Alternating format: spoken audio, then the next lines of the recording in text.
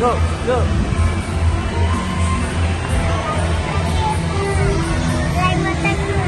Còn thì bớt tắc.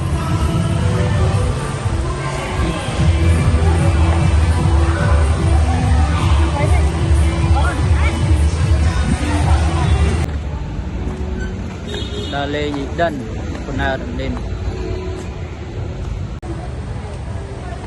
Ban cứ cầm nát cái ban một đà lê nhị đần. Bao ngôi à? Cái gì khờ? Bao cái ngôi à? Bao cái ngôi à? Bao linh. Đây là hai ấy. Đây giờ bài tao mua giấy á hả?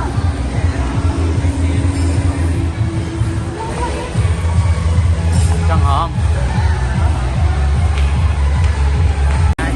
hay chứ rồi. Go go go go go.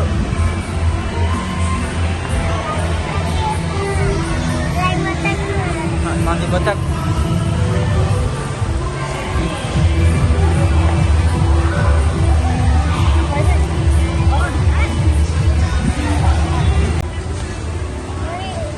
Khá rồi nè.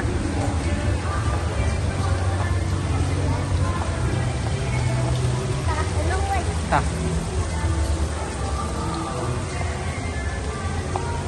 Nào thế? Tao ná con. Cùng nát kia mà đó để ra lên đây món ơi. Tao ná. Nè vênh. Tao nô.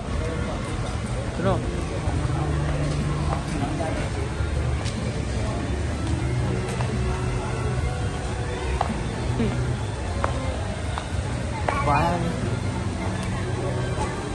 Đây con Tần Á. Con Tần Á tiếp. Tao.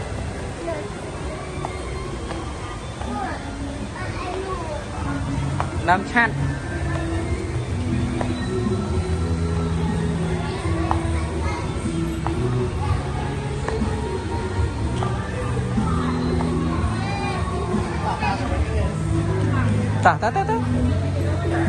Ta.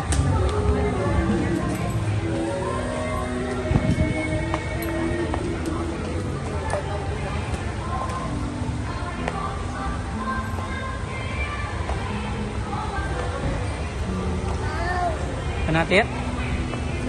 Nô, lại lấy nhỉ.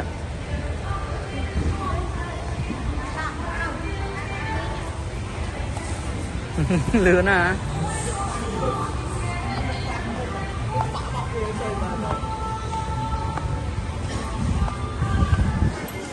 Ồ, lại lên. Ồ, lại lên khơi nha. Đâu hồi mình ấy chăng? Bye hả?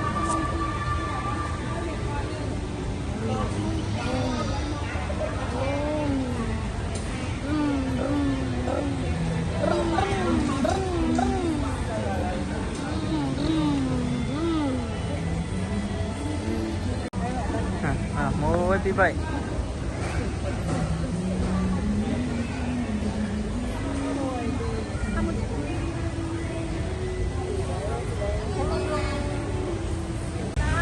Ini aku nak konten nak nam daleng.